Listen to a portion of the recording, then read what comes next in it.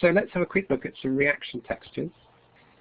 So retrograde, often you get rims or tails or beards of an alteration mineral like chlorite very commonly on other minerals like this garnet here which is breaking down.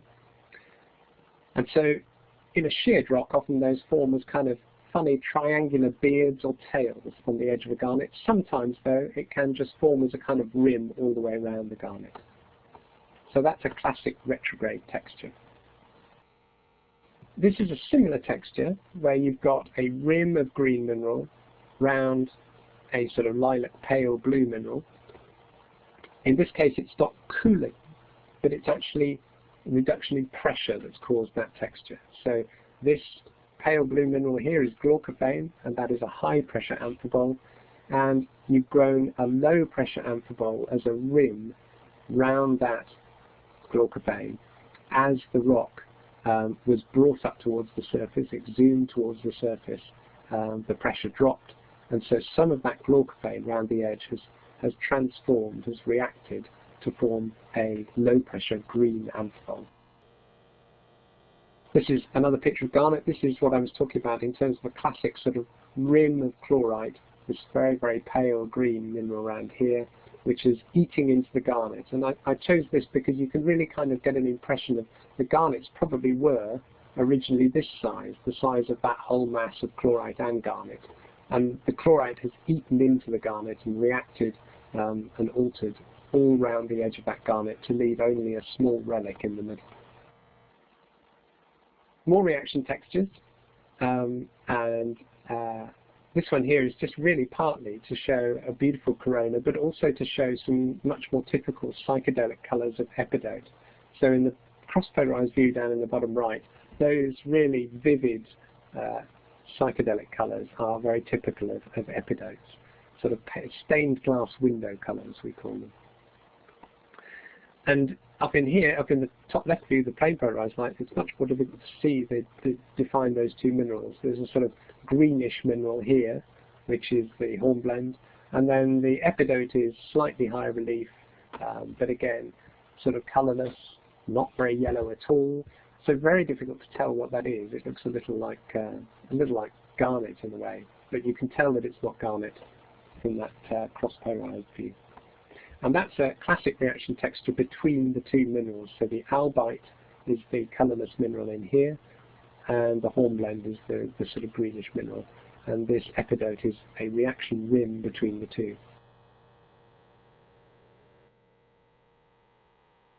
Sometimes those reaction rims will form symplectites, which are these beautiful intergrowths of two different types of mineral. You don't need to worry about sapphirine here, I just show it because it's a really beautiful mineral, and you can see this lovely green colour down in the bottom right here. And so very, very technical. Corona, yeah, corona is crown, I think. So any astronomers or Latin buffs in the audience will know corona, I think, means crown. We talk of it as a kind of circlet, a ring round a particular mineral. And here this ring is made up of two minerals. It's made up of sapphirine and I think probably quartz actually. Again, that is a reaction texture which indicates that something has changed in that rock. So it might be pressure, it might be temperature. It's not often just a fluid thing. It's usually with a corona to be preserved. It usually isn't deformed, and so you just have a change in pressure or in temperature, which provokes that mineral reaction. And another corona here, rather easier to see. So you've got biotite in the middle, and then a corona, a very thin corona around the edge, a rim of garnet, which goes all the way around. And this is an up pressure. So this is where this rock formed at fairly low pressures, and then actually was buried to much higher pressures and transformed the biotite, or started to transform the biotite into garnet. So we've seen chlorite rims on garnets. This is a texture called a pseudomorph.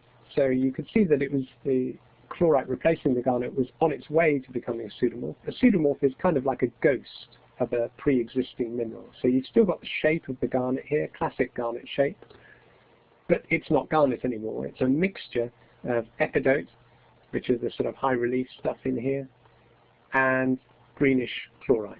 So, and you can kind of see even sometimes the ghosts of the structure, and probably these are ghosts of cracks in the garnet which let the fluids in to alter it.